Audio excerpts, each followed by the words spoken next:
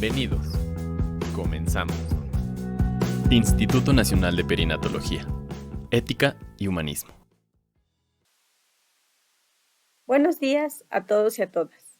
La Dirección General, a través de la Dirección en Ciencias de la Salud y de la Dirección de Administración y Finanzas, agradecen su participación en el webinar del día de hoy, titulado El Medio Ambiente Hospitalario Post-COVID-19, con el objetivo de conmemorar un día tan importante para la vida. Las preguntas se harán a través del chat. Favor de preguntar por este medio. En 2022 se cumplen 50 años de la designación del 5 de junio como Día Mundial del Medio Ambiente, en la Conferencia de las Naciones Unidas sobre el Medio Ambiente Humano en Estocolmo. El lema del Día Mundial del Medio Ambiente 2022 llama a una sola tierra.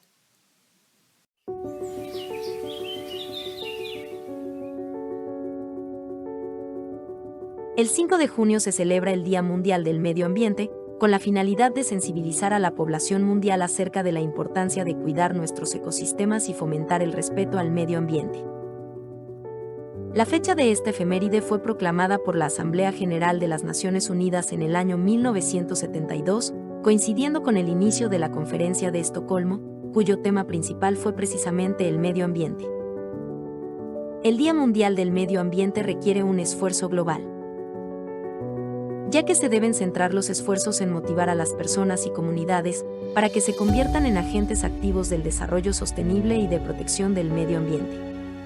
Es por ello que se invita a las personas a mejorar sus hábitos de consumo, a las empresas a desarrollar modelos más ecológicos, a los gobiernos a defender las zonas protegidas, a los profesores a educar en valores naturales, y a los jóvenes a alzar la voz por el futuro del planeta. La protección del medio ambiente requiere del apoyo de todos.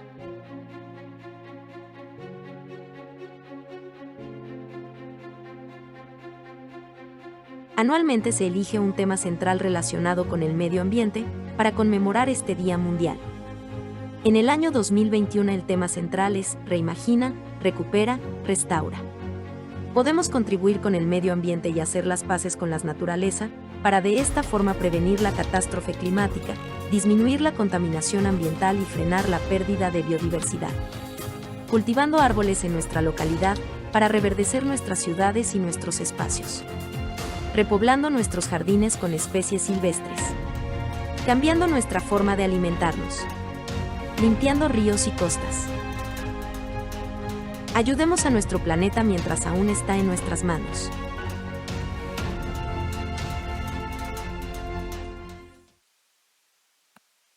Me presento, soy la maestra María Antonia Aguilar Cortés, adscrita al Departamento de Relaciones Laborales. A continuación les presentaré a nuestra primera ponente, que es la bióloga Claudia Edith Cabrera Sánchez. Ella es egresada de la UNAM, tiene un diplomado en Derecho y Gestión Ambiental, es vocal del Comité de Detección de Infecciones Nosocomiales en el INPER, encargada del programa de saneamiento ambiental hospitalario en el INPER, y jefa de la Brigada de Riesgos Químicos en nuestra institución, quien nos hablará de las medidas de prevención ante el COVID-19, a la cual le cedo la palabra. Buenas tardes. Para mí es un privilegio hablar con ustedes hoy en este día tan importante y espero que la plática que a continuación veremos sea de su agrado. Bien, el tema que les voy a platicar se llama medidas de prevención ante el COVID-19. Quisiera comentarles que yo me enfoqué básicamente en estas tres fechas. No hice mucha historia de lo que ya sabemos y nos han platicado durante 2 años, pero estas fechas creo que son importantes. Por ejemplo, en diciembre del 2019 identificaron un nuevo coronavirus y se trataba o causaba neumonías atípicas en Wuhan, China. Para el 12 de febrero del 2020, la OMS designa a esta enfermedad como COVID-19 y el 11 de marzo la OMS declara que estamos ante una pandemia. ¿Qué sucedía mientras en el Instituto Nacional de Perinatología? Bueno, el 29 de enero del 2020 ya teníamos un protocolo interno de acción en caso de contingencia por nuevo coronavirus. Cabe mencionar que este protocolo se realizó basado básicamente en el antecedente que teníamos de influenza en el 2009, porque obviamente desconocíamos todo lo que estaba sucediendo con el coronavirus. El 11 de marzo del 2020, justo cuando se declara una pandemia, nosotros ya teníamos un plan de preparación y respuesta ante el virus de SARS-CoV-2. Este se realizó de manera multidisciplinaria para atender a nuestras pacientes y a pacientes que tuvieran la enfermedad. Y como fue transcurriendo el tiempo, se fueron modificando los planes de manejo, los lineamientos, y hoy debo contarles que hasta la fecha se siguen actualizando para la nueva normalidad. ¿Qué actividades se dieron en la unidad de enfermedades infecciosas y epidemiología? Bueno, comandadas por el liderazgo de la doctora Isabel Villegas, nosotros hicimos parte de las actividades, aquí están plasmadas. Se hizo una sesión general informativa el día 5 de febrero, en donde se invitó y se explicó a todo el personal administrativo y obviamente clínico para dar un panorama de lo que nos podía esperar. Se hizo también la coordinación de la conversión hospitalaria. Cabe mencionar que nunca fuimos un hospital totalmente COVID, fuimos un hospital híbrido donde atendíamos nuestras pacientes de toda la vida y pacientes de COVID. Se hicieron elaboración de lineamientos, los que les acabo de mencionar, y también elaboración de infografías, asesorías en los servicios y capacitación. Yo les voy a hablar básicamente de la capacitación, que fue donde yo estuve más inmersa.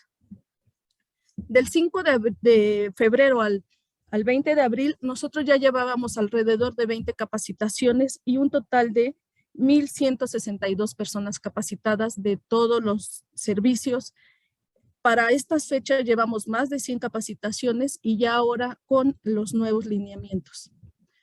Pero ¿qué era lo que nosotros nos enfocábamos a dar en la capacitación? Pues básicamente nos enfocábamos en las medidas de estándar, las medidas de seguridad estándar. ¿Y cuáles son estas? Son todas aquellas medidas que se deben de utilizar, que un personal de salud debe de utilizar para minimizar o para eliminar las infecciones asociadas a la atención, lo que anteriormente se llamaban infecciones nosocomiales. Y estas medidas las he resumido en estos 6 puntos que me gustaría que no perdieran de vista, porque es así como lo vamos a ir avanzando. Higiene de manos. La higiene de manos, nosotros nos basamos en lo que recomienda la OMS, y la OMS recomienda 11 pasos. No me voy a meter mucho en todos los pasos de la higiene de manos, porque para eso nosotros tenemos en el servicio un grupo de enfermería que está, muy capacitado y está con un programa muy extenso de lavado de manos, pero a nosotros como unidad nos corresponde supervisar los procedimientos, que se cumplan los 11 pasos, nos compete revisar que se cuenten con los insumos agua, jabón y papel, y la vigilancia de la calidad del agua. ¿A qué me refiero con vigilancia de la calidad del agua? Nos basamos en la norma 045 para la vigilancia epidemiológica, prevención y control de las infecciones nosocomiales. En el numeral 10.6.7 y punto 10 nos dice que en conjunto con mantenimiento debemos de supervisar y monitorear los límites permisibles, que son entre 0.2 y 1 miligramo por litro de cloro residual. En cuanto a higiene de manos, bueno, también son puntos que nos señala la OMS y que se realiza en 8 pasos. Se requiere de un gel que cuente entre 70 y 80% de alcohol. Me gustaría que si tienen un lápiz a la mano y una hojita, anoten. Hemos dado hasta la fecha una cantidad de 4,400 litros de gel, lo que equivale a 4,400 envases desechables. ¿En qué momento vamos a hacer la limpieza de la higiene de manos? Bueno, la OMS nos recomienda 5 momentos. Antes del contacto con el paciente, antes de realizar una tarea séptica, después del riesgo de exposición con fluidos corporales, después del contacto del paciente o después del contacto con el entorno del paciente. Así es que si una persona va a entrar, aunque sea a saludar al paciente, se tiene que lavar las manos antes de y después de, o higienizar con alcohol gel. En relación al equipo de protección personal, nosotros tenemos que informarles que el equipo reduce el riesgo de exposición a patógenos siempre y cuando esté bien colocado. La selección del equipo será basado en la evaluación de riesgos. No es lo mismo un médico que entra a hacer un procedimiento que genera aerosoles, por ejemplo, si yo entrara a cambiar un foco. y los recursos, por supuesto, que se tienen que enfocar a quien tenga el mayor riesgo. Cabe mencionar y quiero comentarles que nosotros teníamos 300 equipos Tyvek del 2009 del problema de la influenza, y pensábamos que con eso íbamos por lo menos a empezar a echar a andar en cuanto llegara el virus acá al país, pero 300 equipos no fueron necesarios.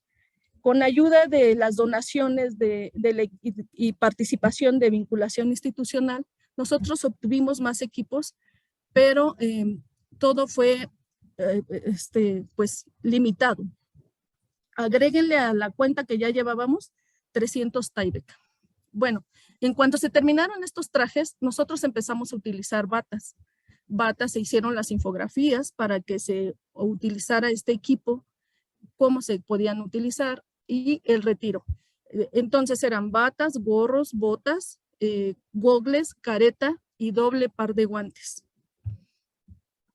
Para el caso de la mascarilla o respiradores, las redes sociales nos ayudaron muchísimo. Se ponían de moda todo tipo de mascarillas, pero dentro del instituto obviamente la más eficiente siempre será las N o KN95, porque como su nombre lo dice, filtran el 95%. Los respiradores con válvula, esos no permitíamos que los utilizaran porque protegen perfectamente a quien lo usa, pero el virus puede salir por esa válvula y a los demás no los protege. También utilizábamos cubrebocas quirúrgicos y cubrebocas de tela generalmente no permitimos que se utilizaran dentro del instituto. Anótenle a la cuenta, por favor, 65,000 KN que se han entregado. La clasificación de los residuos en el INPER siempre será algo muy vital y no voy a entrar mucho en el tema porque para eso seguirá el compañero Gerson, quien va a platicar al respecto. Pero sí es muy importante que todos los que somos generadores separemos adecuadamente los residuos. ¿Por qué? Porque tenemos que dar cumplimiento a la norma 087 y porque tenemos que prevenir accidentes, principalmente con los punzocortantes. En el caso de la limpieza, nosotros como unidad dimos asesorías al personal de limpieza por escrito de qué equipo de protección deberían de utilizar para entrar a las áreas COVID o a las áreas no COVID. También les pedimos que reforzaran sus técnicas básicas de limpieza. Les hicimos recomendaciones específicas como cuáles, como limpiar con más frecuencia las perillas de las puertas, los pasamanos que utilizaban las pacientes, los elevadores y, por supuesto, el uso del desinfectante. Antes, durante y después de la pandemia, el uso del desinfectante que nosotros utilizamos es el hipoclorito de sodio. Esta tabla se elaboró ahí en la unidad, pero había mucha controversia de cómo utilizarla. Por lo tanto, le pedimos al Departamento de Imagen Institucional, que amablemente nos ayudó a todas nuestras infografías, que nos ayudaran a plasmar aquí cómo se debería de utilizar el cloro en áreas de riesgo, de mediano riesgo y de bajo riesgo, para preparar 1 litro, 5 litros y 10 litros. Cabe mencionar que las áreas neonatales en el instituto se consideran como áreas de alto riesgo, pero nunca usamos la mayor cantidad de cloro porque se generan vapores y estos vapores pueden ocasionar daño a los neonatos. En cuanto a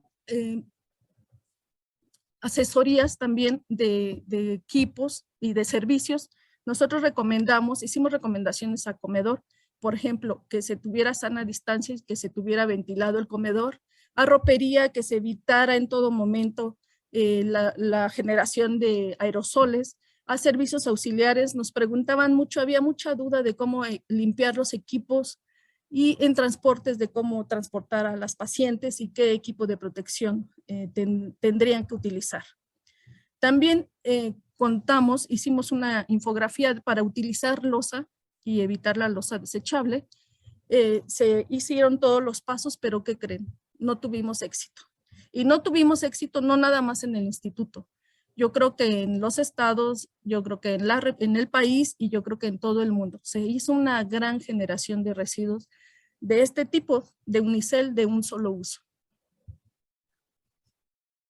Quisiera mencionar también un punto muy importante como es el uso de guantes. Muchas personas usaban guantes para ir al súper o por ejemplo esta imagen que tenemos aquí. El uso de guantes puede ser una falsa protección. El uso de guantes no sustituye el lavado de manos y se debe quitar con las medidas de bioseguridad en cuanto a personal de salud si está atendiendo pacientes o una persona común y corriente que estuviera atendiendo una persona infectada en casa. Además de que se deben de depositar en el lugar correcto.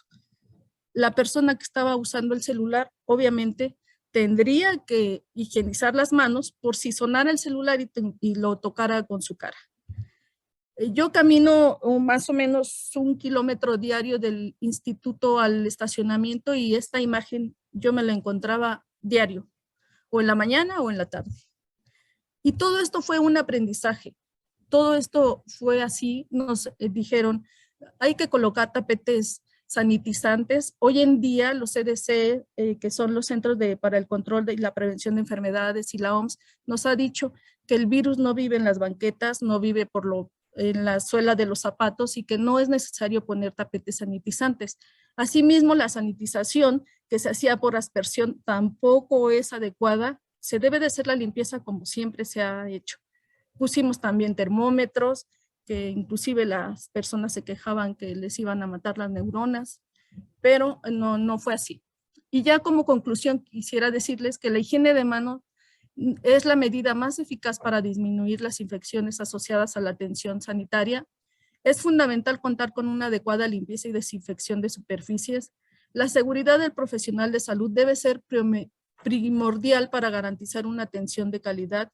Es importante priorizar los equipos de protección personal enfocado al personal de mayor riesgo y todos responsabilizarnos, todas y todos, de la clasificación y desecho adecuado del equipo de protección personal.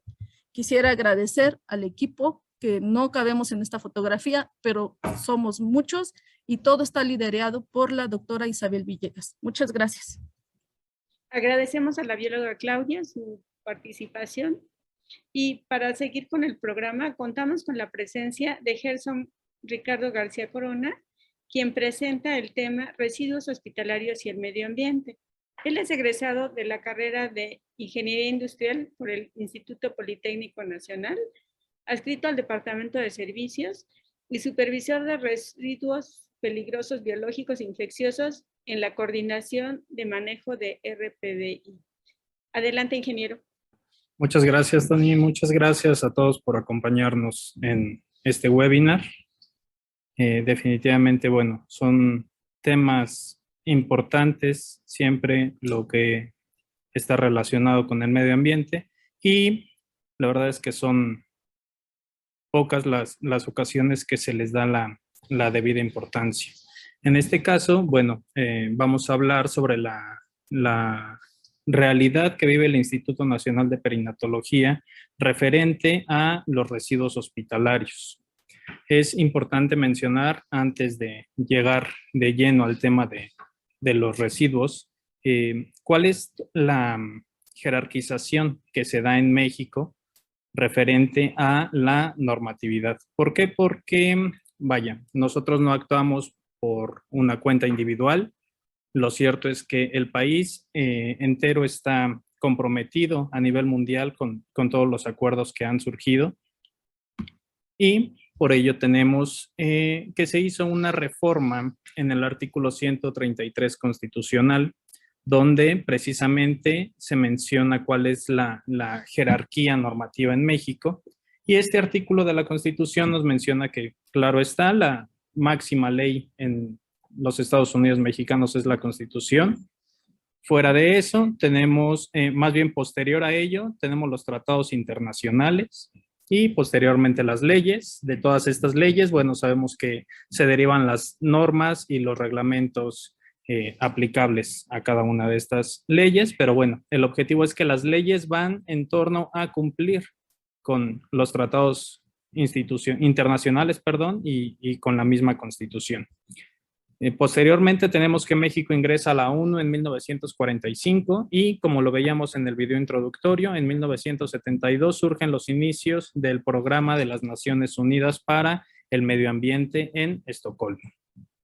Una vez que México ingresa a la ONU y que se ve involucrado en el programa de las Naciones Unidas para el Medio Ambiente, pues empezamos a tener que cumplir, como lo mencionábamos al inicio, con los tratados internacionales.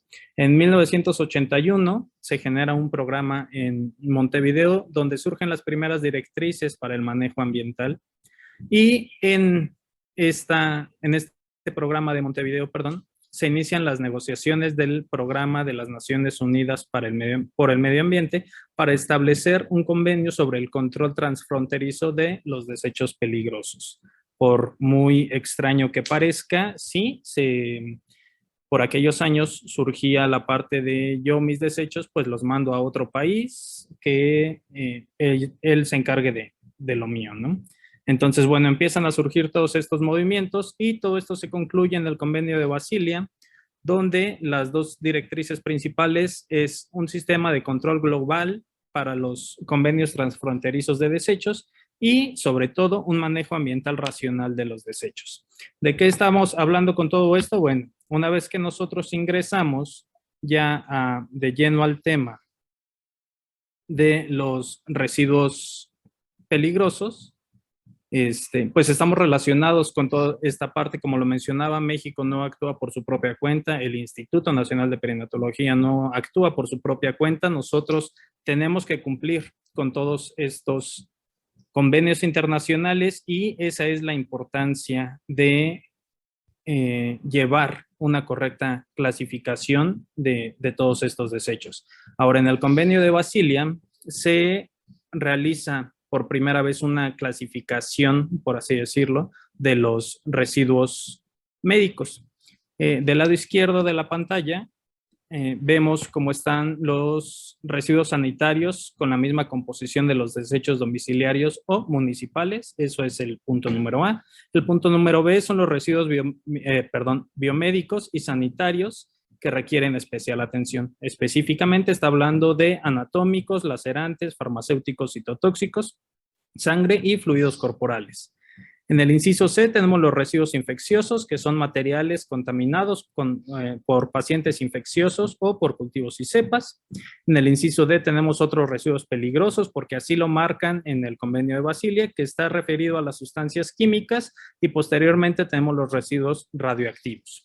Aquí nosotros, la normatividad en México cambia un poco. Lo cierto es que la normatividad en cada país va adaptándose de forma diferente, pero al final del día cumplimos con todos estos mismos puntos. Tenemos específicamente en la Ciudad de México, voy a hablar en este caso porque pues el Instituto Nacional de Perinatología está en la Ciudad de México. Tenemos la Ley de los Residuos Sólidos del Distrito Federal, que son los residuos sólidos urbanos, residuos de manejo especial y residuos peligrosos. Esta ley es totalmente diferente a lo que tiene que ver con los residuos peligrosos biológico-infecciosos. Prácticamente nos estamos refiriendo con la ley de los residuos del Distrito Federal a la parte del inciso A del Convenio de Basilia, que está hablando de los desechos domiciliarios o municipales. Con la NOM 087 de la Semarnat estamos hablando directamente de la clasificación de los residuos peligrosos biológico-infecciosos. Con la norma 018 estamos hablando del sistema globalmente armonizado referente a la detección de peligros con sustancias químicas. Y con la norma 52 estamos hablando de las características que deben de cumplir los residuos peligrosos, que nosotros conocemos de otra forma como CRETI. ¿Sale? La parte de los residuos radioactivos no está incluida para nada en la normativa de México referente a los residuos biológico-infecciosos. Sin embargo, bueno, México cuenta con 31 normas en materia nuclear, que no estamos hablando directamente del tema en este caso. La clasificación de los residuos hospitalarios está relacionada con todos estos tipos que vemos aquí. Tenemos los residuos sólidos urbanos, que prácticamente son orgánicos e inorgánicos. La ley del Distrito Federal en materia de sólidos, de desechos sólidos, nos maneja otras cosas que no manejamos tal cual aquí en el hospital. Por ejemplo, ellos tienen una parte de residuos de manejo especial. Cuando ellos se refieren a residuos de manejo especial, están hablando lo que nosotros conocemos como el cascajo de las casas, o cuando van a desechar algún tipo de electrodoméstico que no se desecha de forma normal. Esto está establecido en esta ley de los residuos sólidos urbanos. Cuando nosotros aquí en el hospital estamos hablando de residuos de manejo especial, no nos estamos refiriendo a este tipo de residuos. ¿Sale? Tenemos los residuos peligrosos biológico-infecciosos que, como lo mencionaban también en el Concilio de Basilea y como lo menciona la norma, están constituidos por sangre, cultivos y cepas, residuos patológicos, residuos no anatómicos y punzocortantes. Los residuos de tipo CRETI, que también pueden llegar a generarse aquí en el instituto, estamos hablando de corrosivos, reactivos, explosivos, tóxicos o inflamables, y cuando nosotros mencionamos residuos de manejo especial, estamos hablando de todo el equipo de protección personal que se utiliza aquí en el instituto para la atención a las pacientes, siempre y cuando esta paciente no esté contagiada, en este caso, por ejemplo, de COVID o de alguna otra enfermedad contagiosa de este estilo. ¿Sale? Cuando se le da la atención a una paciente que tiene COVID o alguna otra enfermedad, automáticamente ese residuo de manejo especial se convierte en residuo peligroso biológico infeccioso y el manejo que se les da, pues es totalmente diferente. ¿Sale?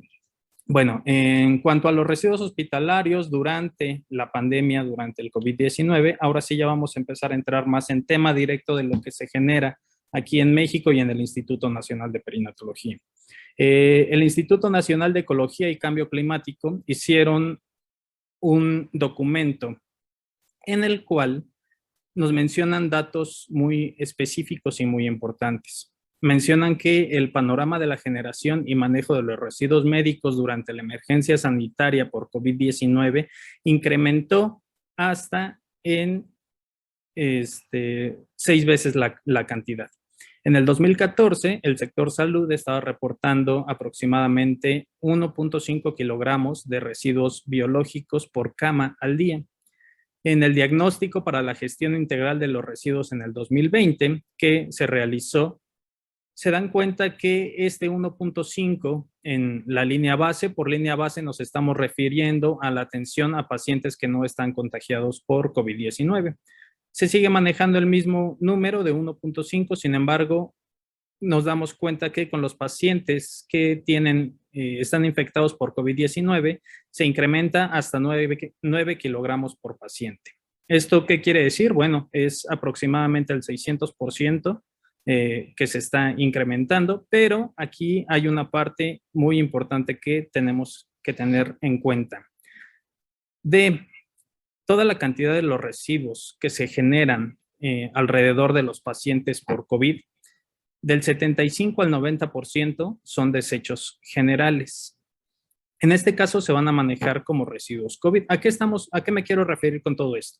Si nosotros a la paciente ingresamos a darle una atención por el simple y sencillo hecho de que tiene COVID, esos residuos automáticamente pasan a ser residuos peligrosos biológico-infecciosos. Sin embargo, dentro del hospital, toda la cantidad de desechos que se generan, solamente entre el 75 y el 90% son desechos generales, no son desechos por residuos peligrosos biológico-infecciosos. Entonces, en el convenio de Basilea ya se estaba mencionando este tipo de problemática, donde el 10% de los materiales, de todos los residuos que se generan por desechos biomédicos y sanitarios, solamente el 10% son materiales potencialmente infecciosos. El 5% son desechos químicos y radioactivos y el 85% son residuos generales no infecciosos. Esto es lo que nos manejaban desde el convenio de Basilea. ¿Y cuál es la situación actual del Instituto Nacional de Perinatología? Aquí tenemos unas gráficas de el uso aproximado, más bien la generación aproximada de desechos hospitalarios en el transcurso de esta pandemia. En el año 2020, que prácticamente es cuando inicia la pandemia, no sé si alcanzan a ver el cursor, pero bueno, en la parte de abril del 2020 es el punto más bajo que alcanzamos Aquí en México la pandemia se detonó tal cual, ya lo veíamos ahorita con la bióloga, en marzo del 2020. En abril de ese año, un mes después, fue el punto más bajo que alcanzamos durante lo que llevamos de esta pandemia en cuanto a la generación de residuos hospitalarios. De estos residuos hospitalarios que se generaron durante abril del 2020, encontramos como desechos no anatómicos el 86.86%. ¿A qué nos estamos refiriendo con esto? Bueno, es todo un conjunto de diferentes desechos, pero el punto importante y el punto central es que no son residuos infecciosos, no son considerados, residuos peligrosos biológico-infecciosos. ¿Sale? Son diferente cantidad de desechos que no son prácticamente peligrosos por infección. De todo lo que se generó en abril del durante el 2020, discúlpenme, solamente el 13.14% fue considerado como residuo peligroso biológico infeccioso, y aquí tenemos que el 1.54% fue de sangre, cultivos y cepas, patológicos y punzocortantes. Ahora, cuando pasamos al año 2021, se genera aproximadamente el 87%, bueno, 87.02% de desechos que no son biológico-infecciosos, y en el año 2022, lo que llevamos hasta el mes de abril, porque mayo ya no entró dentro de esta gráfica, está el 86.7%. Entonces, aquí nos damos cuenta que lo que se mencionaba antes en el convenio de Basilia y lo que se mencionaba en la parte del documento que genera el Instituto Nacional de Ecología, pues es coherente, ¿sale? Esta parte que tenemos hasta abajo, del 75 al 90% son desechos generales, nosotros estamos manejando aproximadamente entre el 86-87% en los últimos años. Y bueno, aquí la parte importante. En abril del 2020, como lo mencionaba, fue la parte más baja en cuanto a la generación de desechos. Se tuvieron 1.96 toneladas en abril del 2020, y en diciembre de ese mismo año el incremento había sido de un 216%, habíamos alcanzado 4.23 toneladas. En enero del 2021 fue nuestro punto más alto durante toda la pandemia. Se generaron cerca de 5 toneladas de desechos. Y en diciembre del 2021 ya habíamos reducido esta cantidad a 2.48 toneladas. ¿Esto a qué se debe? Bueno, hay un trasfondo durante todo esto. Evidentemente fue todo un proceso de vacunación, no solamente en el hospital, sino en todo el país. También contamos con que se redujo la cantidad de trabajadores, estuvieron buscando opciones en el instituto para que no estuviéramos todos aquí trabajando juntitos, ¿vale? La parte preocupante de esto es lo que mencionaba la bióloga Claudia en su presentación, donde de toda esta cantidad de residuos que nosotros generamos, regresamos a la parte anterior, tenemos la gran cantidad de residuos que no son biológico-infecciosos. Dentro de este porcentaje hay una gran cantidad, como lo mencionaba la bióloga, de desechos que son utilizables solamente en una ocasión, como lo son el unicel para la entrega de comida tanto para pacientes que tienen COVID o como para el mismo personal del instituto. Podríamos también hablar de el exceso que hubo en determinado momento sobre la utilización de bolsas de plástico, que esto se entregaba tanto al personal que ingresaba a las áreas COVID para poder cubrir sus cosas, para poder transportar su equipo de protección personal. Entonces, son muchos la cantidad de residuos que se generaron en esta pandemia. Se ha hablado mucho durante la pandemia de los residuos peligrosos biológico-infecciosos. Ha habido un incremento definitivamente en la parte de los residuos peligrosos biológico-infecciosos, pero poco se ha hablado sobre la otra cantidad de residuos que se ha generado y que ha marcado un impacto definitivamente en el medio ambiente. Lo mencionaba anteriormente bien la bióloga, no solamente en el instituto, yo creo que todos los hospitales ha sido la situación que se vive actualmente. En el Instituto Nacional de Perinatología estamos trabajando para reducir todas estas cantidades que en algún momento se tuvieron que utilizar, no porque lo quisiéramos, sino porque esta pandemia, vaya, nos vino a cambiar todo, nos agarró a todos en curva y pues tuvimos que actuar de la mejor forma posible. Ahora con el conocimiento que ha ido surgiendo en el transcurso de estos años, pues bueno, hemos podido ir mitigando este aspecto y se sigue trabajando con esta parte. Entonces, bueno, con esto prácticamente cerramos, solamente era para que pudieran ver cuál es la cantidad aproximada que se está generando actualmente en el instituto y bueno, consideremos que, como lo mencionábamos, no somos un hospital COVID, somos un hospital que ha atendido a pacientes COVID, pero nunca fuimos 100% un hospital COVID. Entonces, imagínense la cantidad de desechos que se han generado en hospitales que sí han sido totalmente para atención de pacientes COVID. Esa es la realidad que se vive en diferentes hospitales y es algo en lo que vamos a tener que seguir trabajando para poder reducir sobre todo el impacto que generamos en el medio ambiente. Muchas gracias.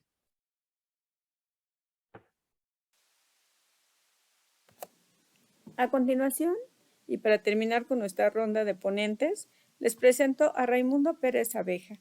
Él es ingeniero en electrónica, egresado del Instituto Politécnico Nacional. Cuenta con una especialidad en ingeniería clínica por parte del Colegio de Ingenieros Clínicos y Biomédicos de México y por parte de la Universidad CES de Colombia. Ingeniero especialista en servicio técnico para desfibriladores de la marca Sol de la ciudad de Panamá, Panamá. Profesor de cursos como medicina de transporte neonatal, endoscopía, laparoscopía, ginecología, entre otros, el cual nos hablará sobre los aspectos técnicos del ambiente hospitalario y el posible efecto en las infecciones asociadas a la atención de la salud. Le agradezco su presencia y cedo la palabra. Muchas gracias por la presentación. Muy buenos días.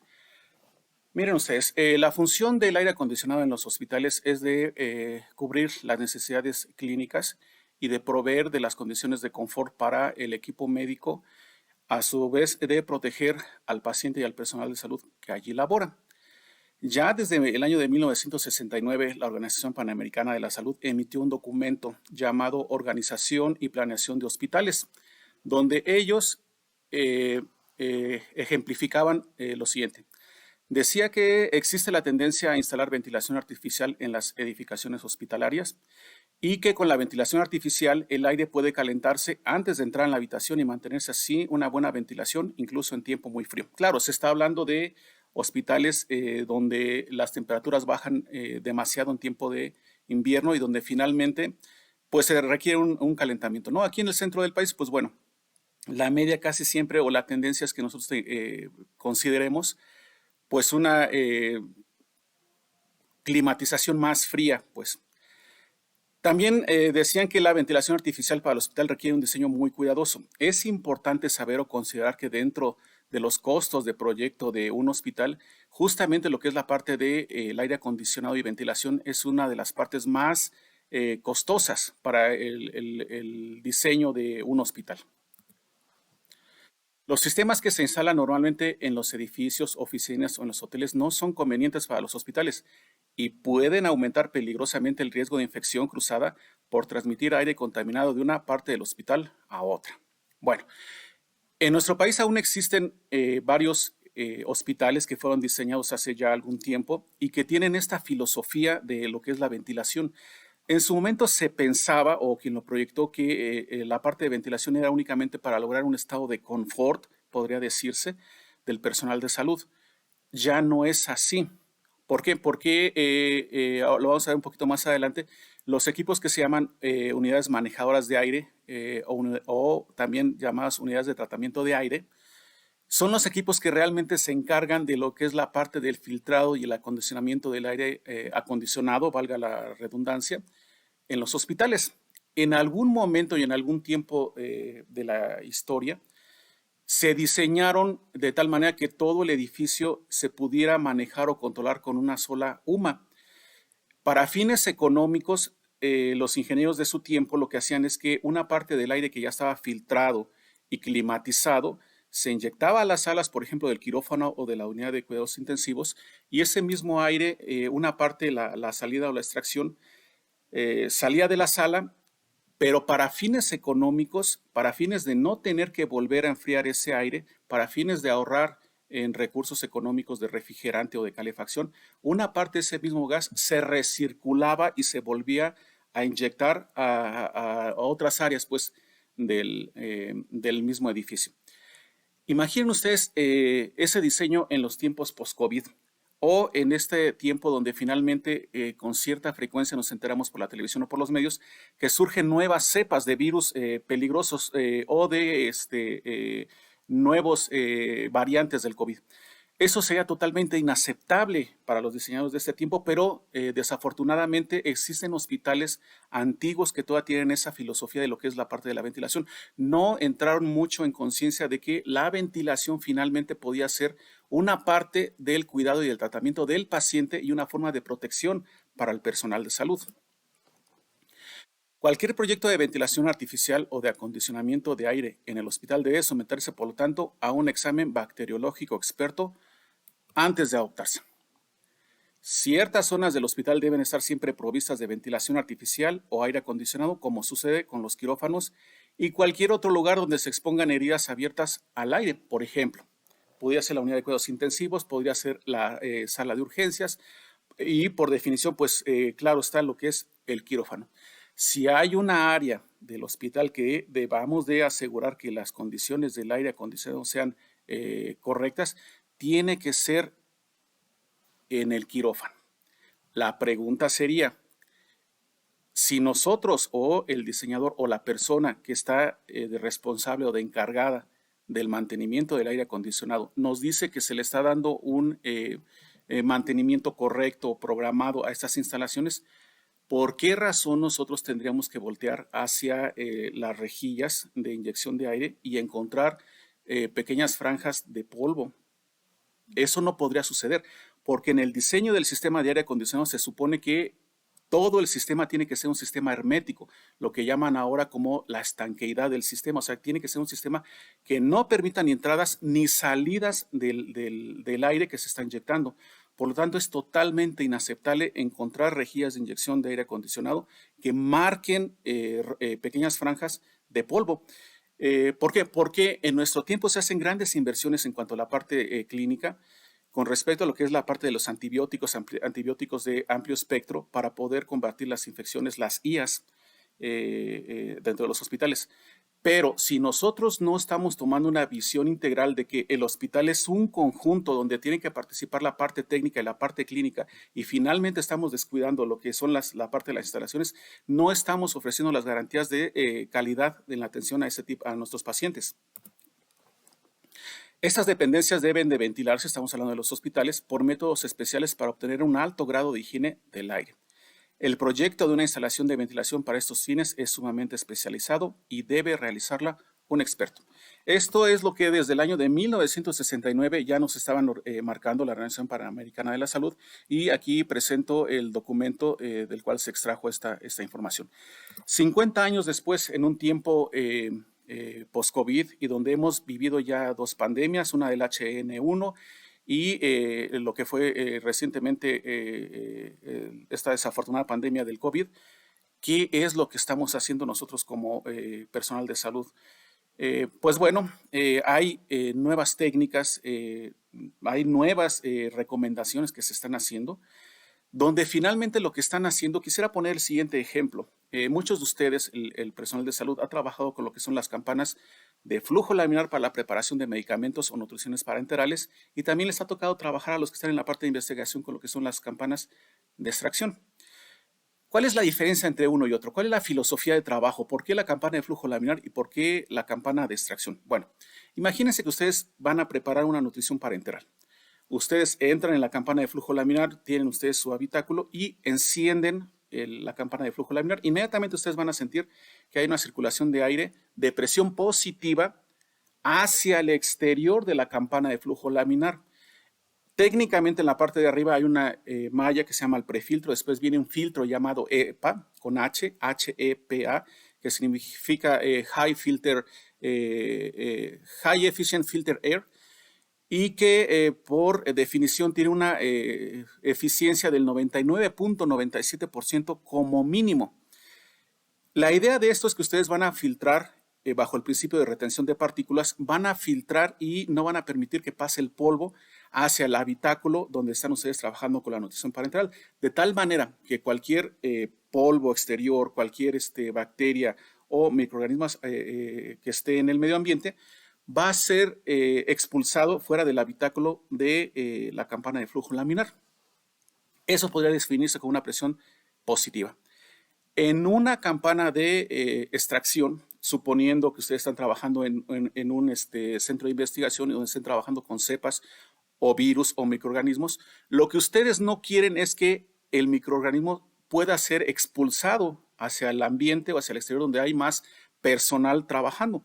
Entonces lo que se hace es que se causa una presión negativa, una succión, de tal manera que incluso vapores químicos se arrojen hacia el exterior de la campana de flujo laminar. Claro, se pone filtros, aquí también se ponen filtros cepa, ahora con el fin de que justamente los microorganismos no contaminen el ambiente, no contaminen el exterior.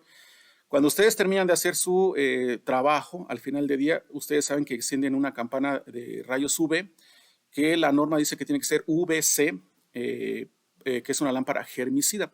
Y que cabe señalar que estas lámparas UVC, que hoy tan en moda están en los tiempos post-COVID, para el ser humano, exposiciones largas causan finalmente daños a la retina y en exposiciones demasiado prolongadas pueden llegar a desarrollar cáncer.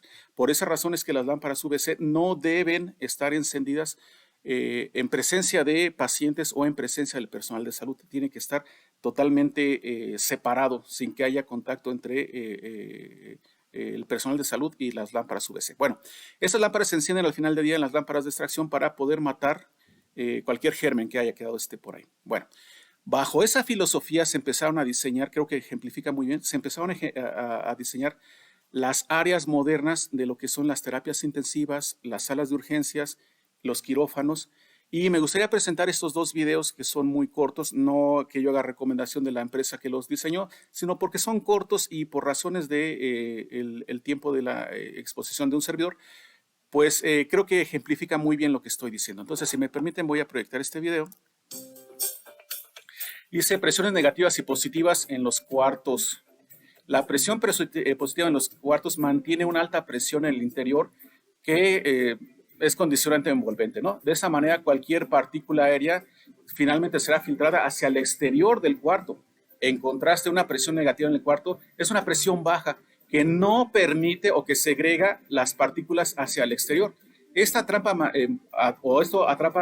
microorganismos potencialmente peligrosos. La presión positiva y la negativa en los cuartos de hospitales. La presión negativa es común en ciertas, más bien para los esfuerzos de control de infecciones. En los hospitales están usualmente diseñadas para los siguientes entornos: áreas de espera, salas de emergencia, salas de triaje, baños. Todos los cuartos de aislamiento, por definición, deben de tener una presión negativa, e incluso las salas de patología.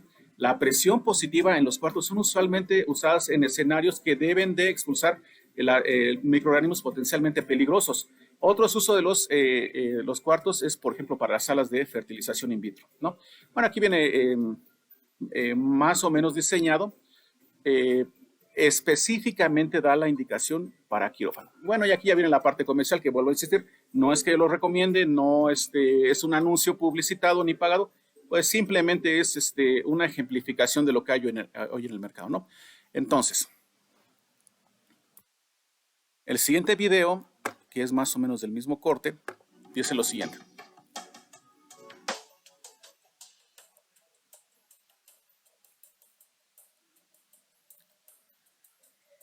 Y aquí vamos a hablar específicamente de lo que son las salas de extracción. Miren ustedes, aquí le voy a poner pausa, espero que no tengamos problemas con el video. Fíjense bien, En una sala de aislamiento, ellos mencionan lo siguiente. Está la cama del paciente. Las normas de hoy en día, para empezar, dicen que la rejilla de extracción tiene que estar a la altura de la cabeza del paciente y que la cabeza del paciente, valga la redundancia, tiene que estar necesariamente pegada junto a la rejilla de extracción. Una cosa involucra a la otra.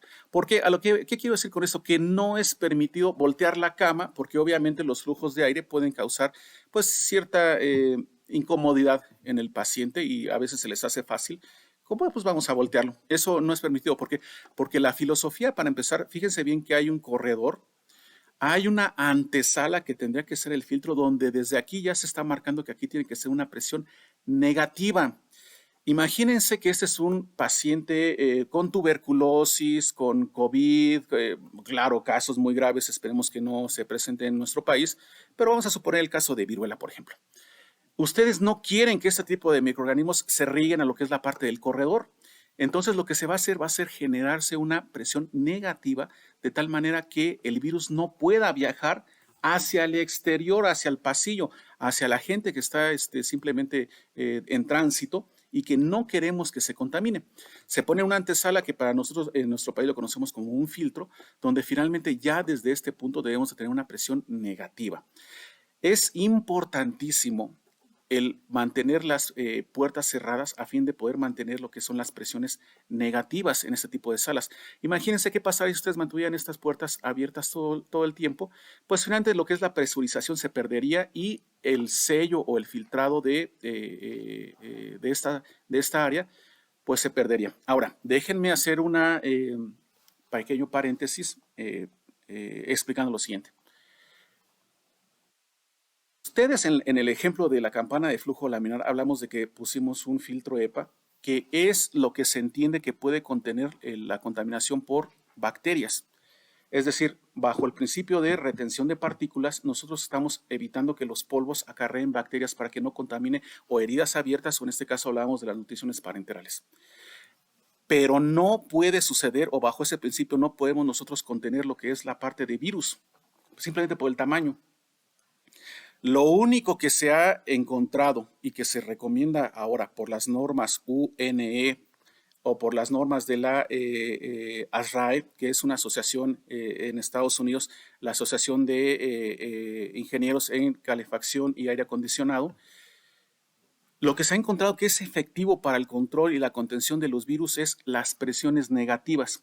Entonces, si se dan cuenta, lo que es la parte del filtrado tiene que ver con bacterias, así vamos a visualizarlo, y para el control de virus tiene que ser necesariamente presiones negativas. Ahora, vendría la pregunta, ¿tendría algún sentido que nosotros estuviéramos diseñando áreas de terapia intensiva para pacientes sépticos con presiones positivas? Obviamente, si hiciéramos esto, estaríamos totalmente fuera de norma. ¿Por qué? Porque la filosofía de este tipo de salas es que va a haber una inyección de aire ya filtrado, ya limpio, y va a recorrer de la cabeza hacia los pies del paciente, es decir, el paciente estaría en esa posición cefálico, y aquí es donde tendríamos la extracción.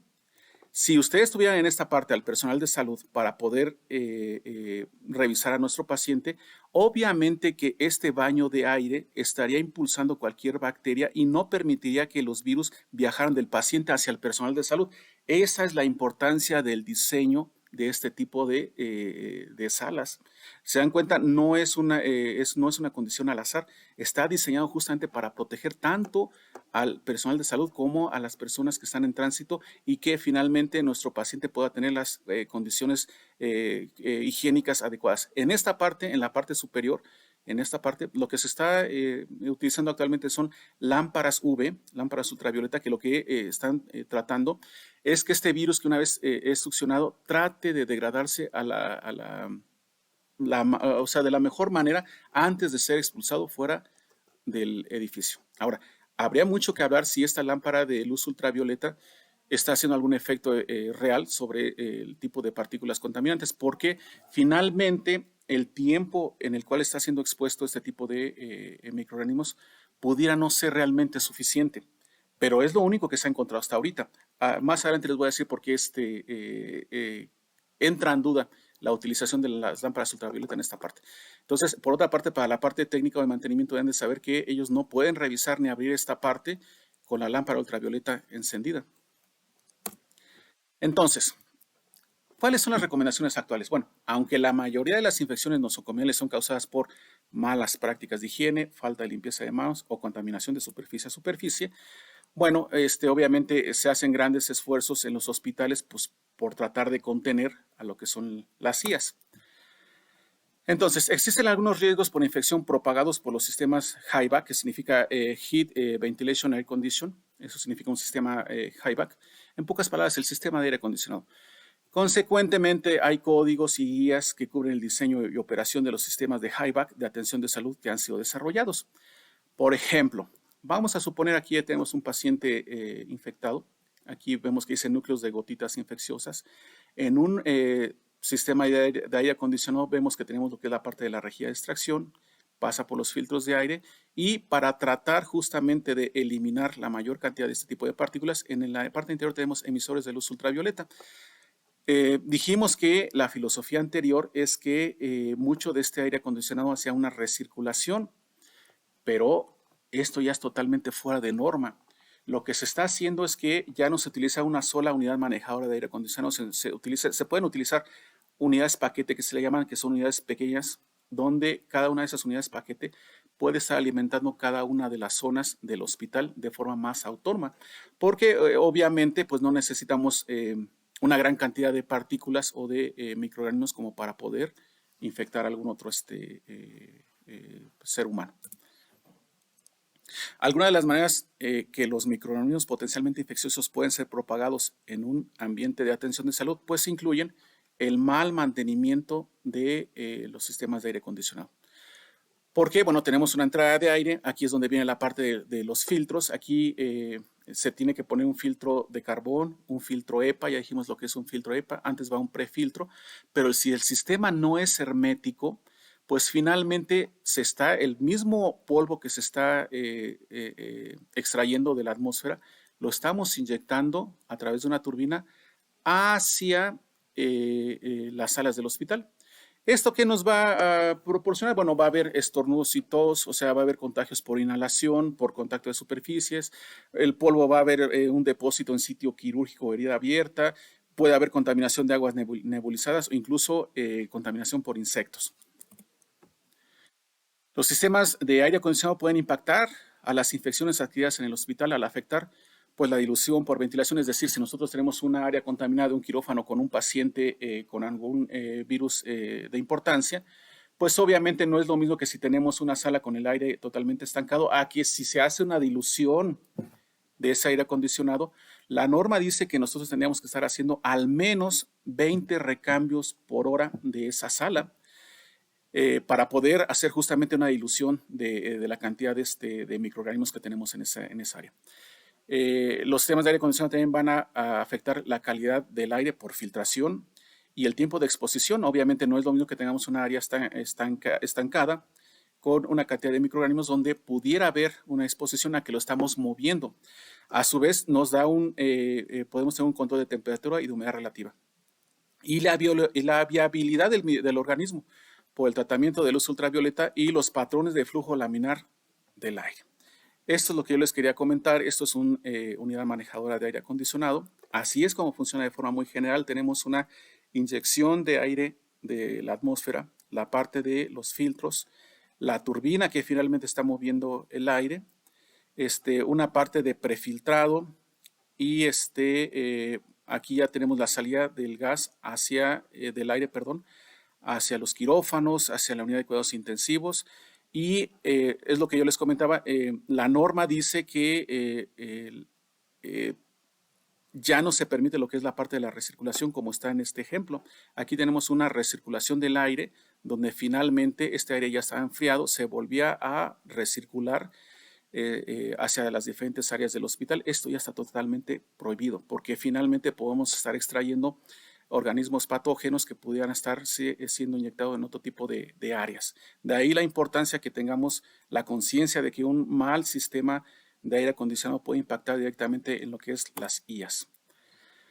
Bueno, ¿qué es lo que el estándar 170 de la RAE dice que, lo voy a leer de forma muy rápida, dice que hay ejemplos de virus que pueden ser transportados pues, por el aire, por ejemplo, la varicela, la rubiola, y que epidemiológicamente hay evidencias de estudios que indican que hay muchos virus que son transmitidos o infectados.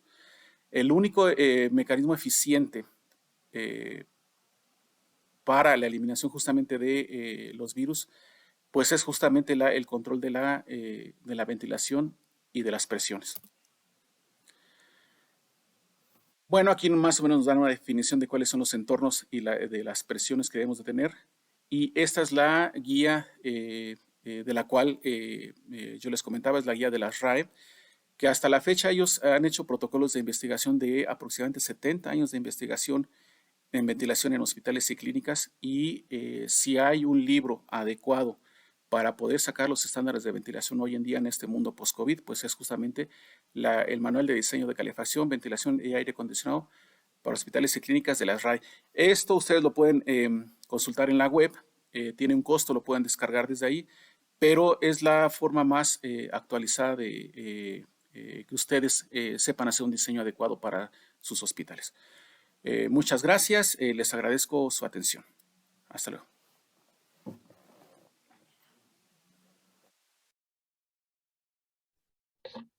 A continuación, tenemos tiempo para que nuestros expertos nos contesten unas preguntas.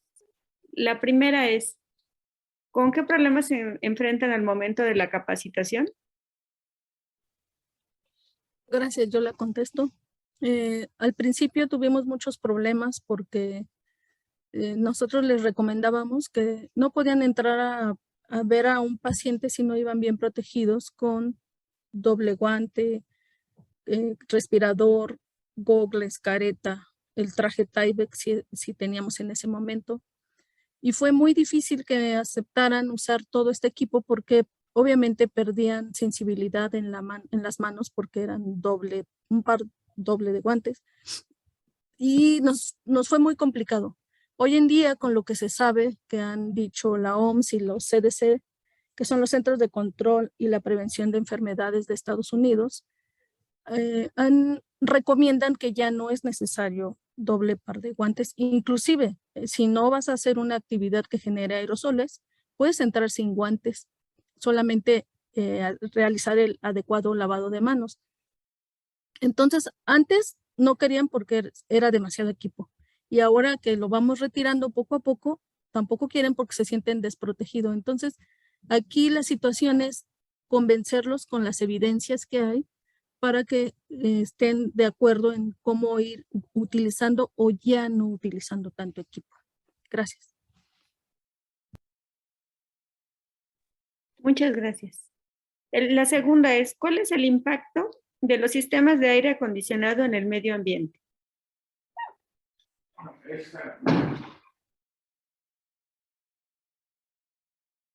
Muchas gracias, Tony. Fíjense bien. Todos los sistemas de refrigeración de aire acondicionado se encontró que por las diversas fugas o fallas de mantenimiento de estos sistemas liberaban el refrigerante de la atmósfera, lo que le llaman los clorofluorocarbonos, que fue el doctor Molina y por lo cual se llevó el premio Nobel. Se encontró que ese tipo de moléculas eran justamente lo que dañaba la capa de ozono a nivel mundial. Con el tiempo se han desarrollado nuevos refrigerantes, hay nuevas normas y legislaciones para ir reemplazando poco a poco este tipo de refrigerantes. Aunque muchos de los edificios antiguos siguen utilizando los equipos basados todavía en esa tecnología antigua. Por la falta de mantenimiento, ese refrigerante tiene, o más bien los sistemas tienen fugas, donde el refrigerante se va a perder definitivamente, y son gases que no se pueden degradar tan fácilmente en el medio ambiente, es decir, son una fuente de contaminación muy importante.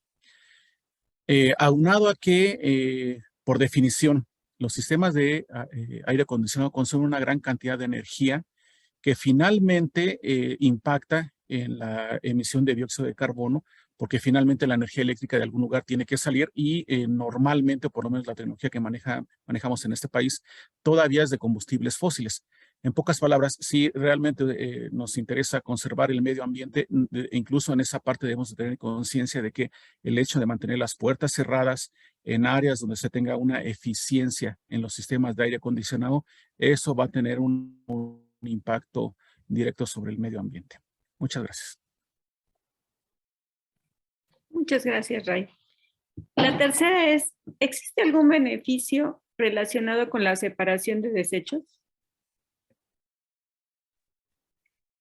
Gracias. Sí, definitivamente sí existe beneficio en cuanto a la separación. Como lo habíamos mencionado en el transcurso de la presentación, la parte más importante en este procedimiento es la correcta clasificación. Si nosotros realizamos la correcta clasificación, la verdad es que la mayor parte del trabajo es no solamente más eficiente, sino más sencillo. ¿Por qué? Porque dentro de los beneficios que tenemos aquí en el instituto, por ejemplo, para la clasificación de los residuos, es el papel y el cartón que se recolecta totalmente aparte. Este papel se va directamente a la Comisión Nacional de Libros de Texto Gratuitos, que, pues vaya, con esto se generan los libros para las escuelas primarias, secundarias. Entonces, si nosotros este papel o este cartón lo encontramos ya sucio porque se nos cayó el café encima o porque tiramos la bolsa de papas en el mismo contenedor y se manchó el papel, entonces todo este papel ya no sirve para reciclar y tiene que pues desecharse totalmente. Eso, bueno, por un lado. Y por otro lado, este proceso no termina en perinatología. Una vez que se retiran los residuos y que llegan a los lugares que están destinados para llevar el tratamiento adecuado y finalmente el desecho, todo lo que tiene que ver con residuos que no son biológicos, llamémosle en este momento los residuos de manejo especial, llegan a ser clasificados de igual forma por personas que no trabajan directamente en el instituto, sino que ya son personas que están pues recibiendo un ingreso de la separación de la basura. Entonces, si nosotros hacemos la correcta clasificación, a pesar de que no conocemos a estas personas, tratamos de hacerlo de una forma consciente, porque si nosotros lo hacemos mal aquí, aunque no nos pegue a nosotros, va a presentar un problema en algún lado. Si nosotros no hacemos una correcta clasificación, estas personas pueden salir dañadas y es triste y complicado porque son personas que no tienen nada que ver con un procedimiento quirúrgico, por ejemplo, y si salieran afectadas porque el punzocortante está mal clasificado y ellos salen infectados o dañados de alguna forma, pues es triste porque ellos no tienen nada que ver en un procedimiento quirúrgico, ¿no? Entonces, esos son otra parte de los beneficios de la correcta clasificación, porque al final del día se les da un procedimiento final a todos estos residuos y si están bien clasificados, pues evitamos los daños no solamente a las personas, sino efectivamente al medio ambiente, porque no se nos va un residuo al lugar incorrecto. Por ejemplo, las baterías es una cuestión sumamente contaminante. Si nosotros desde aquí las clasificamos y les damos el tratamiento adecuado y no la echamos al bote de basura donde echamos la comida, pues es mucho mayor la probabilidad, por supuesto, que no cause un efecto contrario en el medio ambiente. Eso es todo. Muchas gracias. Muchas gracias por su valiosa respuesta. A continuación, ¿qué medidas de bioseguridad debemos seguir utilizando? Sí, desafortunadamente nos estamos presentando ya hoy en una quinta ola de COVID. Entonces, lo ideal es que no bajemos la guardia, aunque en algunos lugares se ha recomendado que ya nos quitemos el cubrebocas, lo ideal es no hacerlo. Entonces, prevenir con el lavado de manos o la higiene, según sea el caso, cubrebocas y la sana distancia. Como dice nuestra bióloga experta, cuidarnos. Bueno, sigamos en la siguiente pregunta, que es, mencione cuál es una mala práctica de higiene en la que normalmente incurre el personal.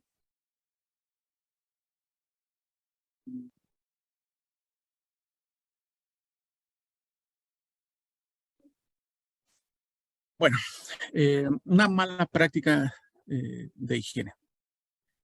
Bien, en el contexto más amplio de lo que es la higiene y lo que estudian los higienistas, desde el punto de vista de la ingeniería clínica o sanitaria, que finalmente es mi tema de trabajo, ya se habló y quisiera ligar esta respuesta con la anterior. Una mala práctica en los sistemas de aire acondicionado pues va a tener repercusiones, no solamente en el medio ambiente hospitalario, en el medio ambiente que se entiende que debe estar controlado, sino en el medio ambiente en general. Ya dijimos que fallas de mantenimiento de los sistemas de aire acondicionado van a ocasionar fugas de refrigerante que finalmente van a terminar afectando nuestro medio ambiente, ¿no? Pero incluso una mala técnica en el mantenimiento preventivo de estas instalaciones de aire acondicionado, pues en lugar de ofrecer una calidad de aire para evitar las IAs, al contrario, van a ayudar a que se propaguen. Imaginen ustedes, por ejemplo, en los filtros, ustedes pueden imaginar la cantidad de polvo que se va acumulando con el paso del tiempo. Si estos filtros y prefiltros no están perfectamente sellados y llega a pasar este polvo hacia el interior de las instalaciones de salud, pues es una contaminación muy grave, ¿no? Y más en áreas donde ya lo comentábamos, hay heridas expuestas o abiertas. Entonces, normalmente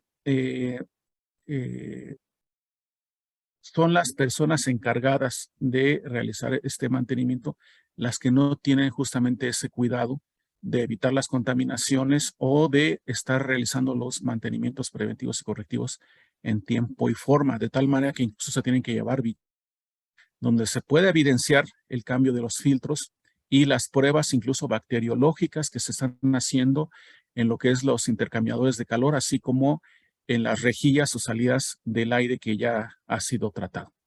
Entonces, en pocas palabras, desde mi punto de vista, desde mi trinchera, las malas prácticas se refieren a un mantenimiento deficiente y una mala proyección finalmente de las instalaciones de los sistemas de aire acondicionado. Muchas gracias. Muy bien. Para completar la respuesta del ingeniero Raimundo, al estar revisando las diferentes áreas del hospital, nos hemos encontrado en ocasiones con precisamente lo que están mencionando, malas prácticas en la cuestión de higiene. Y una práctica muy común es que al momento de estar laborando y estar en las propias actividades, em, el ritmo de trabajo que llevan muchas veces los médicos, muchas veces las enfermeras, hace que realicen las cosas con pues una velocidad necesaria, ¿no? Entonces, en las áreas que son denominadas áreas blancas, en muchas ocasiones se logra hacer una contaminación cruzada cuando entran al área sin la protección necesaria. Si, por ejemplo, necesitan ponerse protectores de pies y solamente le van a hablar a alguien, entonces se asoman, pero nada más en esa asomada, pues ya pusieron el pie adentro, cosas por el estilo, y son áreas que tienen que estar totalmente protegidas, como lo mencionaba el ingeniero Raimundo. Entonces, muchas veces nuestras malas prácticas como trabajadores es no poner la atención necesaria en el uso de el equipo de protección personal o quitarse el equipo de protección personal antes de salir del área y en muchas ocasiones suceden ese tipo de cosas, donde salgo y ya una vez que estoy afuera es cuando me estoy quitando las botas, me estoy quitando el equipo, pero eso ya salió, ¿no? Entonces, son cosas que suceden, no creo que sea definitivamente con la intención, como lo menciono, la propia urgencia del trabajo en muchas ocasiones es lo que provoca este tipo de situaciones, pero es una práctica que definitivamente tenemos que trabajar por corregir. Eso es todo, gracias. Muchas gracias por sus excelentes respuestas. Creo que con estas presentaciones nos podemos dar cuenta de la importancia que tiene pues todo lo relacionado con el medio ambiente para nuestra institución, no solamente para ella, sino también para nuestra vida cotidiana. Agradecemos también al equipo de Educación en Ciencias de la Salud por todo el apoyo brindado, ya que sin ellos este webinar no se hubiera realizado.